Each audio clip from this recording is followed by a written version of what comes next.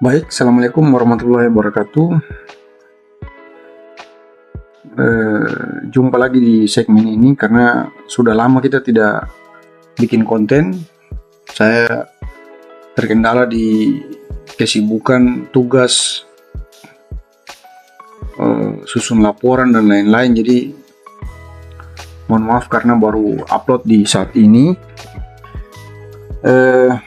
Masih berkaitan dengan akuntansi, saya ingin mempraktekkan cara menginput saldo awal pada laporan perubahan ekuitas di Simda FMAS tahun 2023, teman-teman. Di sini kita masuk ke tampilan dashboardnya. Baik, di sini saya contoh sampel dari Dinas Pendidikan. Jadi di sini kita uji masuk ke laporan SKPD akuntansi di sini. Terus kita buka beberapa tab yang berbeda lagi. Ya, di sini saya dari teman-teman sudah input saldo awalnya. Coba kita cek.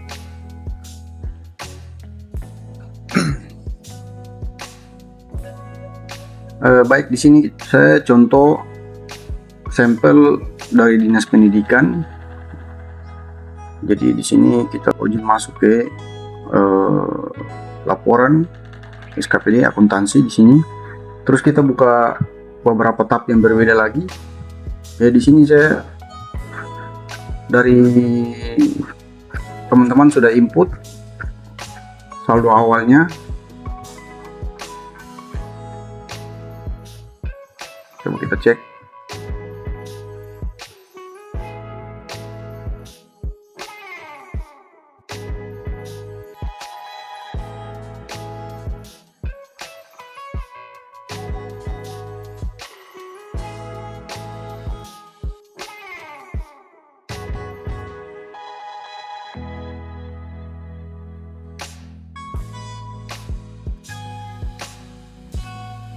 Ya, ini teman-teman. Jadi di sini sudah terinput di kolom 2022 ini. Dia sudah terinput sesuai nilai yang sudah diaudit oleh BPK dan sudah sesuai dengan LK tahun sebelumnya. Jadi namun yang masih masalah di sini nilai ekuitasnya belum klop, teman-teman. Jadi saya punya kertas kerja manual di sini per SKPD. Jadi daripada saya harus buka lagi Simda 2022, jadi di sini karena sudah ada kertas kerjanya, langsung saya patokan dari kertas kerjanya. Jadi teman-teman, di sini kita lihat di sini. Saya akan mencoba mereview laporan perubahan ekuitas di sini. Ternyata nilai ekuitas akhirnya belum klop, teman-teman. Jadi di sini ekuitas akhirnya kan 161 445682203 sekian. Sedangkan di Simda ini belum. Jadi perlu digarisbawahi ada beberapa catatan. Yang pertama terkait dengan kewajiban untuk dikonsolidasikan, teman-teman. Jadi untuk kewajiban dikonsolidasikan ini harus kita inputkan di saldo awal LRA.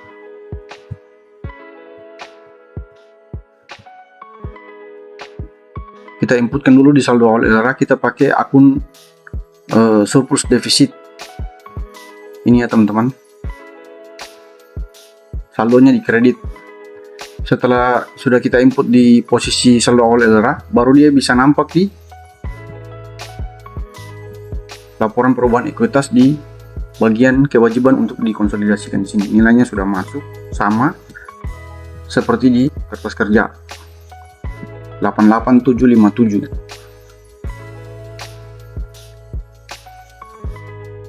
Setelah sudah kita input kewajiban untuk dikonsolidasikan di posisi LRA dengan akun surplus defisit LRA, maka selanjutnya kita harus input. Jadi ada beberapa cara, jadi tergantung masing-masing SKPD ya teman-teman. Jika ada SKPD yang dia punya koreksi ekuitas di sini kan ada dampak kumulatif ya. Ada transaksi-transaksi yang berhubungan dengan kejadian di tahun sebelumnya yang baru diketahui di tahun pelaporan dan terpaksa harus dilakukan koreksi, maka akun yang kita pakai kan biasanya koreksi ekuitas. Jadi tidak semua SKPD ada kejadian untuk lakukan koreksi ekuitas. Kalau untuk SKPD yang tidak ada kasus koreksi ekuitas, maka penginputan saldo awal LPE-nya cukup input kewajiban untuk dikonsolidasikan aja di saldo awal LRA dengan menggunakan akun surplus defisit LRA, dan kita input saldo awal LO-nya serta saldo ekuitas awal, maka otomatis nilai ekuitas akhir di saldo 2022 akan sama dengan ekuitas awal di saldo 2023. Itu kalau SKPD yang bersangkutan tidak punya kasus transaksi koreksi ekuitas. Namun kalau ada SKPD yang punya kasus maupun transaksi koreksi ekuitas, misalnya yang saya contohkan di sini Dinas Pendidikan, di sini ada koreksi ekuitas untuk nilai piutang, terus ada kewajiban jangka pendek. Maka dia punya beberapa treatment ya. Jadi di sini kita jumlahkan nilai koreksi ekuitasnya. Kita jumlahkan. Nah, dan hasil penjumlahannya nanti kita inputkan ke saldo awal neraca.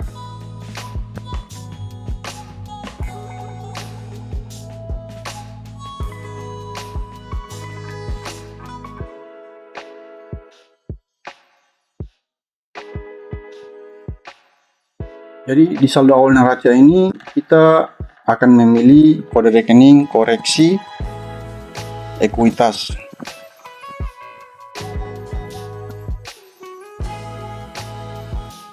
Nilainya kita ambil dari nilai hasil penjumlahan yang ada di akun koreksi ekuitas di dampak kumulatif ini teman-teman. Jadi kita masukkan nilainya di sini.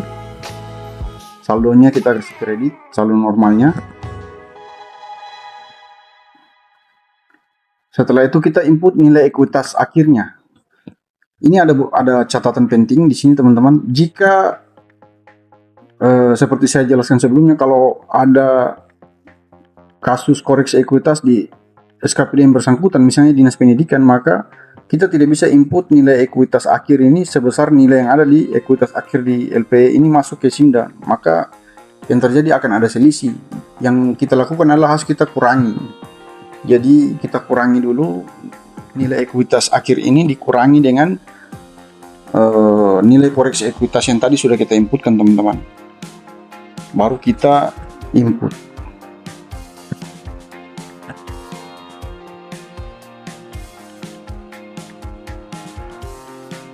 Saldonya kredit.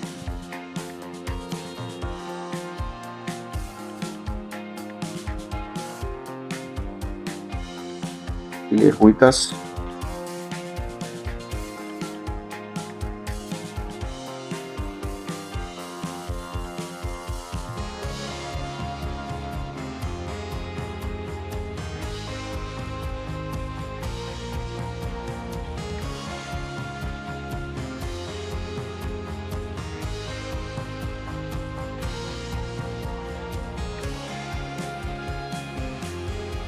Sejatinya posisi debit dan kredit di saldo awal ya harus sama ya teman-teman. Jadi antara total debit di sini sama total kredit ini harus sama. Kalau belum sama maka ada yang salah di situ. Jadi di sini sudah kita input nilainya sudah sama, tapi harus kita pastikan dulu di posisi laporan perubahan ekuitasnya harus sama dengan audited tahun lalu.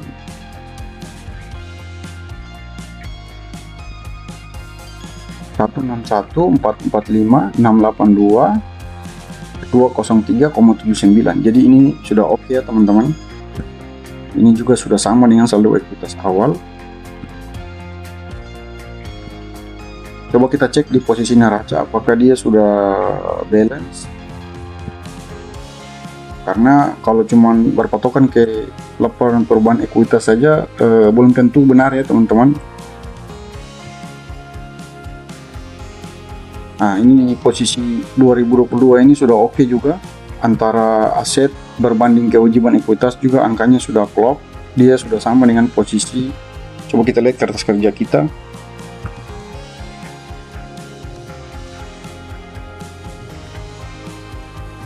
Ini ya, 161.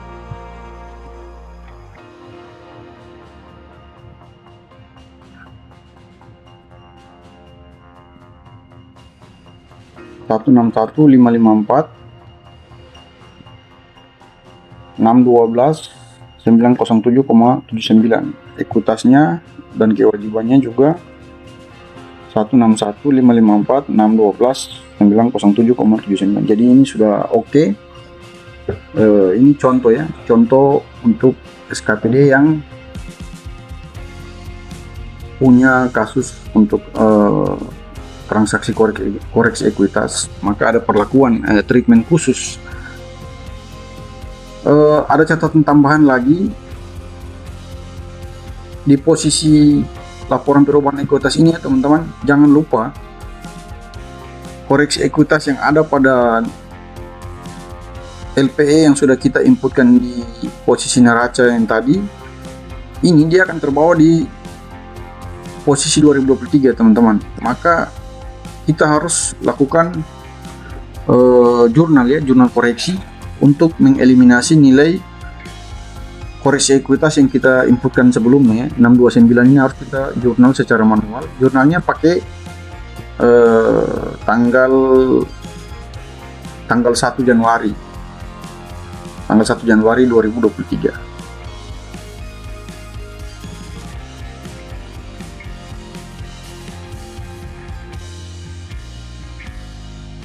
Berikutnya kita lakukan jurnal ya teman-teman.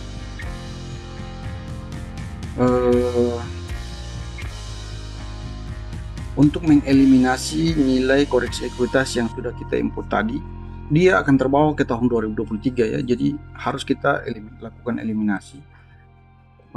Kenapa harus kita lakukan eliminasi? Karena jika tidak kita lakukan eliminasi, nantinya pada akhir tahun, pada saat kita lakukan tutup tahun, neraca kita nantinya tidak akan balance. Jadi pasti akan ada selisih antara aset berbanding kewajiban dan ekuitas, karena sejatinya nilai koreksi ekuitas itu dia terakumulasi dalam ekuitas akhir. Jadi namun karena posisi di Simda ini proses bisnisnya mungkin saya tidak tahu kenapa dia terbawa ke 2023, maka wajib kita jurnal.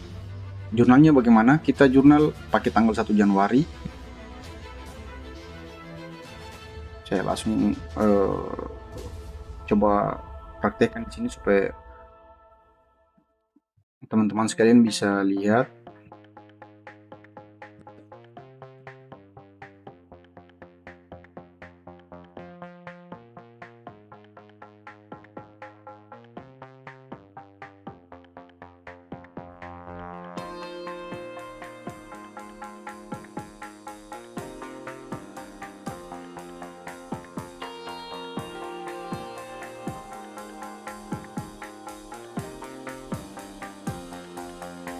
Jenis jurnalnya jangan lupa teman-teman, kita pakai jurnal Bali ya. Di sini keterangannya koreksi ekuitas ya, koreksi ekuitas 2022.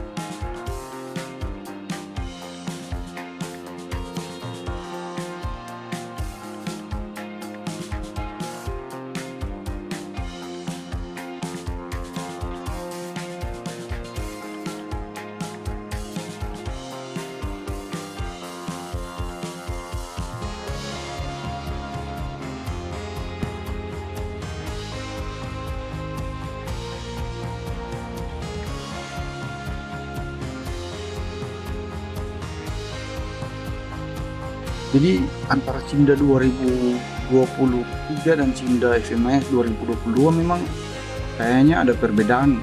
Jadi saya bingung juga dari pihak pengembang, mereka kalau di 2022 itu akun di koreksi ekuitas ini dia sangat rinci teman-teman, jadi sampai ada koreksi aset, jadi koreksi ekuitas kas, persediaan, piutang, kewajiban jangka pendek, investasi dan lain-lain. Di sini cuma ada 3 ya, jadi karena cuma ada 3 saya pakai yang lainnya aja, saya gabung semua jadi satu. Kita debit ya, pakai debit teman-teman, karena kita membalik dia. Saldo normalnya kan kredit, untuk mengeliminasi harus kita lawan pakai debit.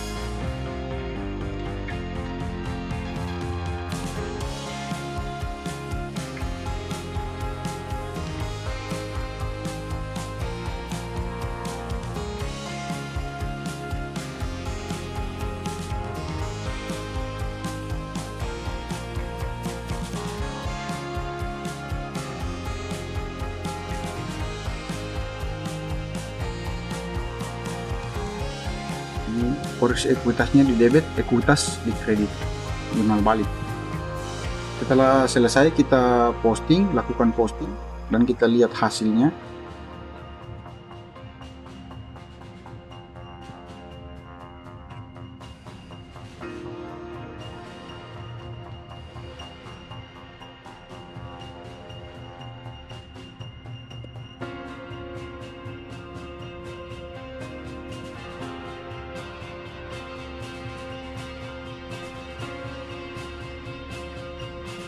Ini sudah 0 ya teman-teman, ini yang benar. Jadi wajib untuk kita koreksi supaya di sini harus dia 0. Jadi kalau tidak kita koreksi maka nantinya neraca kita di akhir tahun ketika kita tutup buku nilainya akan ada selisih sebesar 629 ini. Tapi kalau untuk SKPD yang tidak punya kasus, tidak ada transaksi koreksi ekuitas, dia mudah saja, cukup input saldo awalnya, jadi neraca LO nya, ekuitas awalnya, terus kewajiban untuk dikonsolidasikan input di saldo LRA, surplus defisit, sudah langsung dia sama. Jadi langsung ekuitas akhir sama dengan ekuitas awal, terus neracanya langsung balance. Itu kalau untuk SKPD yang tidak punya transaksi koreksi ekuitas.